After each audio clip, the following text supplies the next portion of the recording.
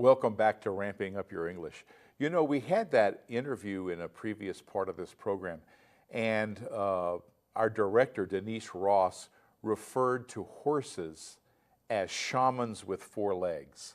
Well, we do have a lot of things going on with therapy with horses, where people benefit from the therapy of just riding a horse, or sometimes not even riding, but just taking care of a horse.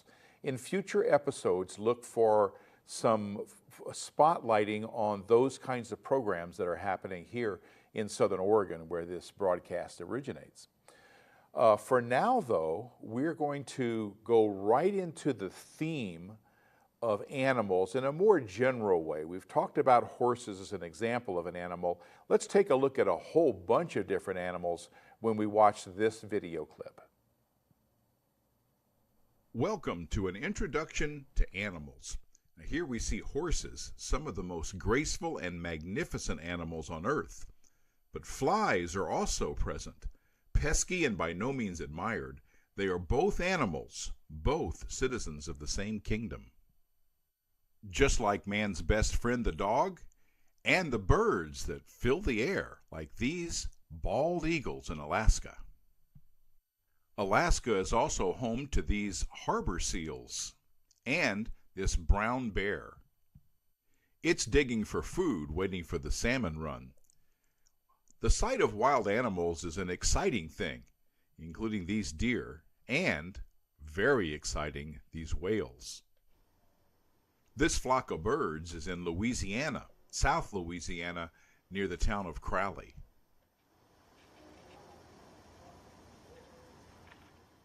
Back in Alaska, caribou cool off in a snowbank, and this ground squirrel stands up as if to claim ownership of this vast mountain region. And these stellar sea lions seem to claim whatever rock they're on, as these males are in a haul-out, also in Alaska. They share waters with these tufted puffins. And here, honeybees leave a sign of their presence in this honeycomb. This red fox and these Dall's sheep live in Denali National Park. Efforts to save these sheep helped establish the park. Moose are found in this country, along with the Canadian lynx. While these animals seek food on land, porpoises seek fun, riding the bow wave of a boat. And it seems seagulls are always seeking a meal. Small rodents are the prey of this animal. This is a gopher snake, located near Medford, Oregon on the bike path. And black bears range throughout North America. And here, this great horned owl is a resident of Southern Oregon. They also have a wide range, like these turtles down in Louisiana. That's where migratory geese come to winter. This river otter makes its home in Klamath Lake. Some birds are solitary, while others gather in huge flocks, like these blackbirds in Acadia Parish, Louisiana. Listen carefully and you'll hear their wings.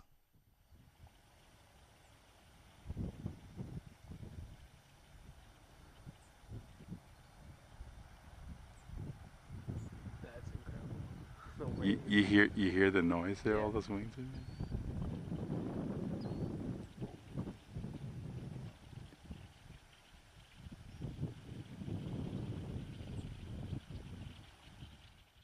This great white egret steps carefully through the tall grass, seeking field mice. It pounces on one. This heron stands on the bank looking for fish or frogs. This scrub jay used to visit my cat at my house. Yes, this cat. Fish lead a very different life, but they're still animals just like the other examples, even like this squirrel. These white pelicans are also part of the animal kingdom, as is this sheep. These live along the Snake River in Idaho. Like other hoofed animals, they're grazers. This owlet was raised in a former red-tailed hawk's nest. And this chipmunk lived on the banks of Crater Lake, as does this marmot. This is an alligator lizard, And this is an osprey, sometimes called a fishhawk.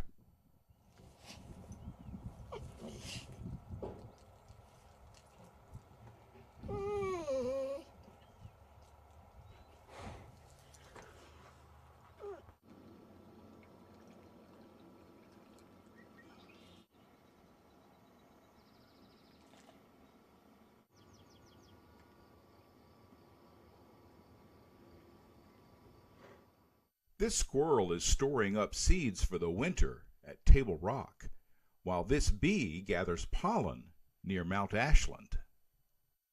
Bumblebees are important pollinators. So are hummingbirds, this one also near Mount Ashland.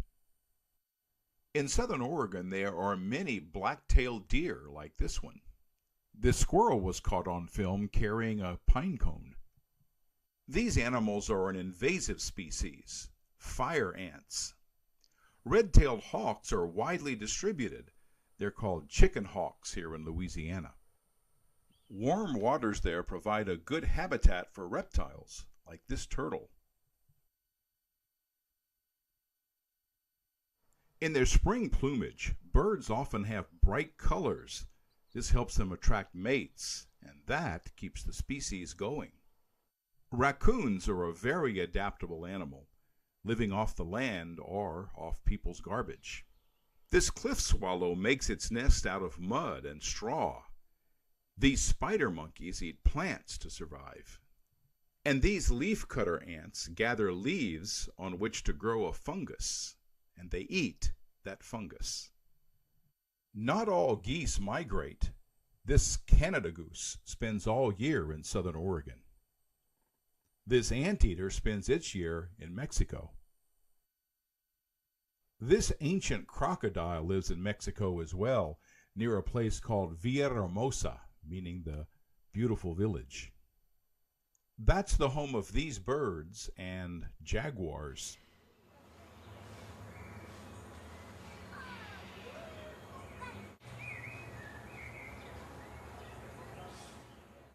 The California coast is home to these brown pelicans. Sea turtles and jellies live in the ocean, but these are found in the Monterey Bay Aquarium.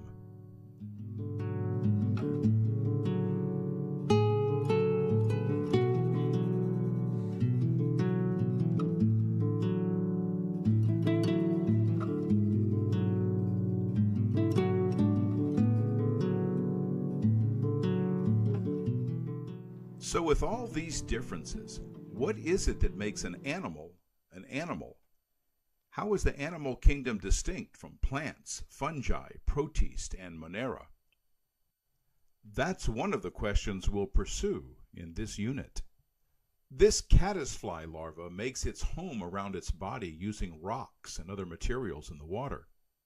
These mallard ducks find their meal in the same water. Seals find their meals of fish in the water, but they also spend some time out of the water, like this one laying up on rocks.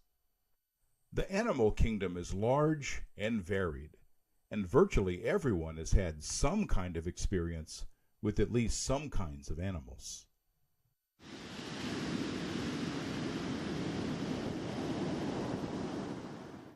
The more we learn about animals, the more we'll know about our world. Through the means of video, we can get up close without causing stress to the animals or danger to ourselves. In this unit, we'll use our common knowledge of animals to help us improve our English. We won't stress ourselves trying to use perfect English. Like these coots in Grants Pass, Oregon, we'll just float between lessons, enjoying the journey to greater English proficiency. Welcome back to Ramping Up Your English. I don't know about you, but I'm excited about the episodes to come in this unit about animals. Ramping Up Your English is for intermediate level English learners. It's not really for beginners. As you'll notice, our program is in English. We use English to teach English. And what we do is we take a content-based approach, and our theme right now for our content is animals. Now, if you're just starting with this program, I'm glad you're enjoying today's program, this episode, But if you want to go all the way back to episode 1, our first theme was trains and railroads. And you can reach all of our episodes by going to my website, which is letscreate.org. You can see all of the Ramping Up Your English episodes on that website. You can also go to archive.org/details/RogueTV. You can not only see all of our episodes, you can download them from there. So if you want to keep them for yourself, you're welcome to do that. So that's at archive.org/details/RogueTV. Now, we are visible on the Ashland Home Network on channel 15 and 115, as well as other parts of Southern Oregon on channel 182. And I don't know, you might find us on some other channels as well, but you can pretty much find us on those on a weekly basis. If you're viewing this from outside of the Southern Oregon area, the channels and the times and all that might be different. Just contact your local public access station or your public, it's called the education station in some of the TV stations that we have. I want to thank my crew who have done a tremendous job in getting all of this together and to you. I want to thank the staff of RVTV who've always been very helpful to me. And I want to thank you, our viewers. Join us next time for Ramping Up Your English. I'm John Letts. You've been watching Ramping Up Your English, a support program for intermediate level English language learners. Learn more. Visit our website at letscreate.org. You can also watch or download today's program at archive.org/details/RogueTV. Join us next time on RVTV Voices for Ramping Up Your English.